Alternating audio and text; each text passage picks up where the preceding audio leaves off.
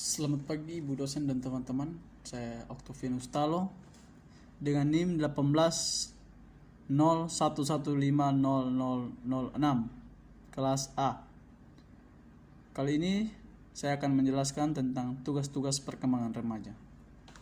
Tugas-tugas perkembangan remaja yaitu salah satu periode dalam rentangan kehidupan individu adalah masa fase remaja. Masa ini merupakan segmen kehidupan yang penting dalam siklus perkembangan individu.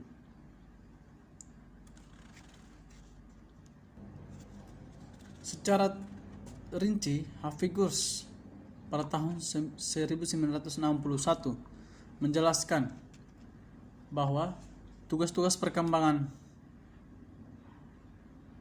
itu sebagai berikut. Yang pertama, mencapai hubungan yang lebih matang dan dengan teman sebaya.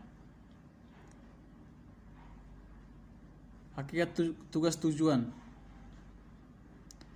belajar melihat kenyataan anak wanita sebagai wanita dan anak pria sebagai pria, berkembang menjadi orang dewasa di antara orang dewasa lainnya, belajar bekerja sama dengan orang lain untuk mencapai tujuan bersama. Contohnya seperti gotong royong dan lain-lain. Belajar memimpin orang lain tanpa mendominasinya. Itu contohnya anak itu belajar dalam memimpin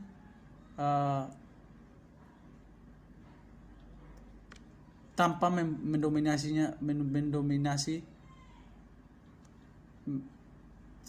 pada sesamanya. Yang berikut kita masuk dalam tujuan perkembangan masa remaja. Dari arah kematangan emosional dan sosial. Maksudnya dari arah ke arah kematangan emosional dan sosial. Di sini yang pertama, tidak toleran dan bersikap superior. Yang artinya mempunyai sikap yang egois, dan tidak peduli pada sesama. Ke arah bersikap toleran dan merasa nyaman. Itu yang artinya bersikap peduli terhadap sesama dan merasa nyaman dengan sesamanya. Yang kedua, kaku dalam bergaul. Yang artinya orang tersebut dalam masa remajanya dia tidak mudah bergaul dan susah sekali untuk bergaul. Ke arah Lewis dalam bergaul, dalam artinya dalam masa remaja di rentangan kehidupannya dia sudah bisa untuk bergaul dengan sesamanya. Yang ketiga, peniruan buta terhadap teman sebaya. Itu yang artinya seseorang remaja itu tidak percaya diri dan mudah marah atau tidak mengontrol emosinya, ke arah interdependensi dan mempunyai self-esteem. Yang keempat, kontrol orang tua. Dari arah kontrol orang tua, itu yang kita tahu bahwa kontrol orang tua ini di mana anak itu diawasi oleh orang tuanya. Contoh pada anak tersebut menggunakan smartphone, di mana orang tua itu memberitahukan bahwa bagaimana cara untuk menggunakan smartphone itu dengan baik, ke arah kontrol diri sendiri, di mana anak itu sudah mengetahui baik buruknya. Yang berikut, perasaan yang tidak jelas tentang dirinya, dari arah perasaan yang tidak jelas tentang dirinya atau orang lain. ke arah perasaan yang mau menerima dirinya dan orang lain. Yaitu contohnya seorang remaja itu dapat menerima kelebihan dan kekurangan dirinya dengan orang lain.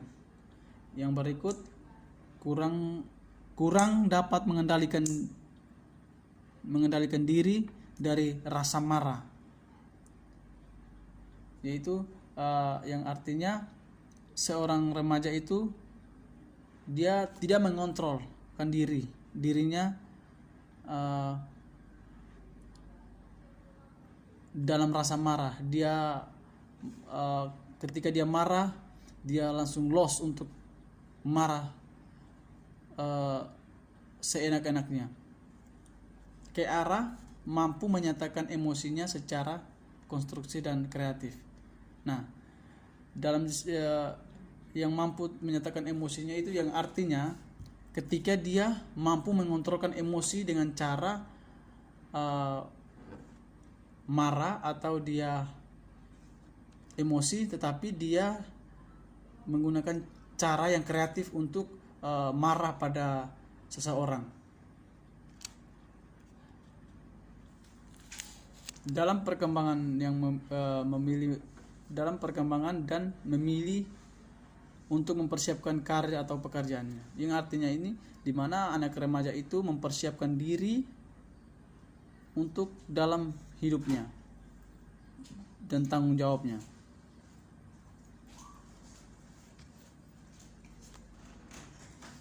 Yang berikut tugas-tugas perkembangan karir remaja.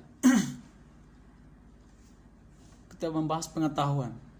Yang pertama, mengetahui program atau tujuan sekolah, di mana anak tersebut harus mengetahui program dan tujuan sekolah itu seperti apa. Yang kedua, mengetahui persyaratan atau tuntutan pekerjaan yang diminati. Dia harus yang kedua ini dia harus mengetahui dulu persyaratan atau tuntutan pekerjaan yang diminati oleh anak tersebut. Ketika dia mau bekerja tetapi minatnya tidak pada minatnya tersendiri, itu akan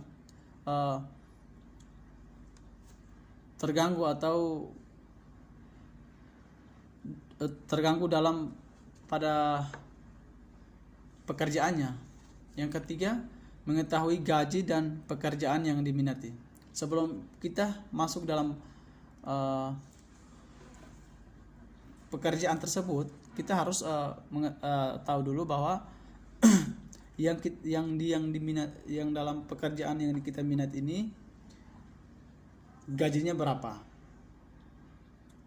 Yang keempat, mengetahui tingkat kepuasan para pekerja dalam bidang pekerjaan yang diminati. Nah, di sini kita harus mengetahui dulu tingkat kepuasan kita dalam bidang tersebut seperti apa, sudah sejauh mana. Yang lima, mengetahui proses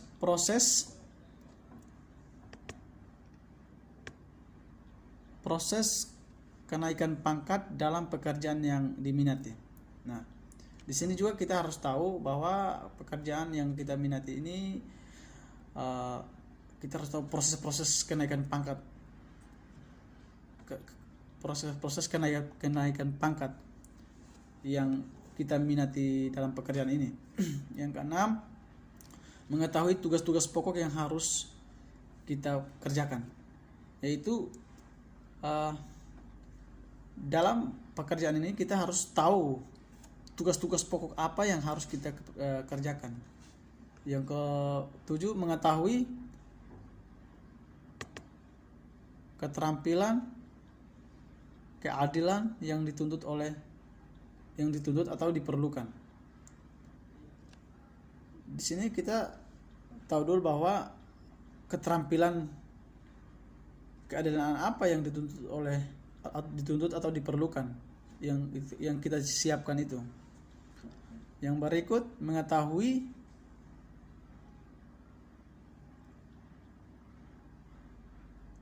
pokok dalam program studinya. Yang berikut mengetahui karakteristik pribadinya secara akurat. Mengetahui karakteristik pribadinya secara akurat. Kita harus tahu dulu pribadi kita ini secara akurat, secara terperinci begitu. Yang berikut mengetahui tentang cara-cara memperoleh pekerjaan yang diminat. Nah, sebelum kita masuk dalam pekerjaan tersebut,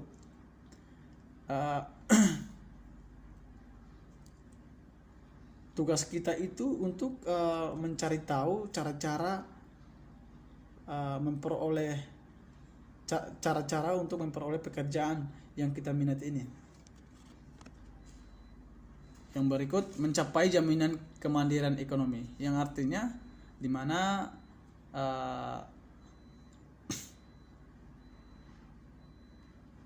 tugas seorang remaja mampu menciptakan suatu kehidupan pencaharian. Itu yang sangat penting atau sangat mendasar bagi remaja.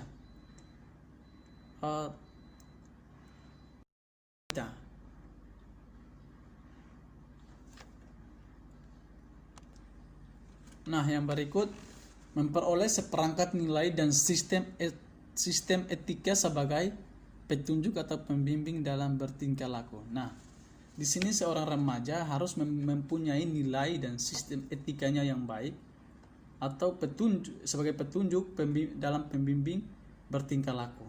Di sini juga remaja itu harus bertingkah laku, beretika yang baik dalam menjalani tugas-tugasnya. Dan untuk mengembangkan kesadaran akan hubungannya dengan sesama dalam lingkungan maupun kelompok.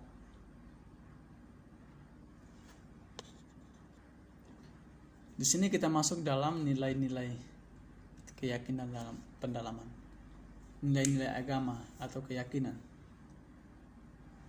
Yang pertama, meyakinkan Allah sebagai penciptanya. Maksudnya kita sebagai remaja, kita meyakinkan Allah bahwa Dia sebagai pencipta.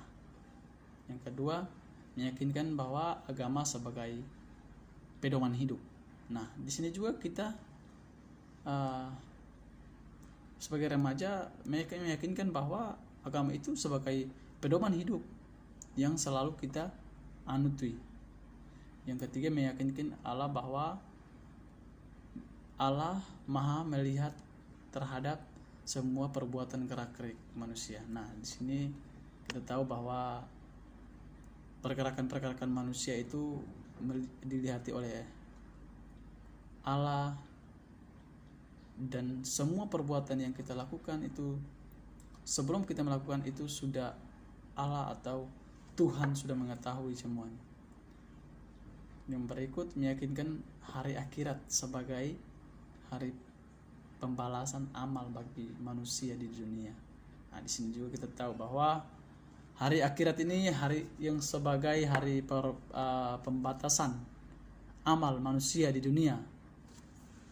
Nah, di sini juga kita sebagai remaja, sebagai ciptaan Tuhan, kita harus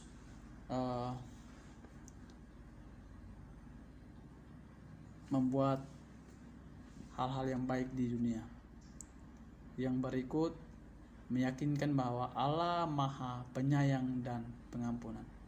Nah, di sini kita sebagai ciptaan Tuhan juga kita selalu meyakinkan bahwa Allah Maha Penyayang bagi umatnya atau bagi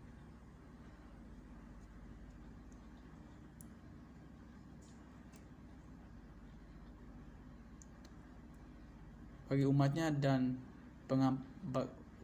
pengampun bagi kita umat manusia. Yang berikut ibadah. Di sini kita sebagai remaja kita selalu melaksanakan ibadah, selalu berdoa, selalu mengikuti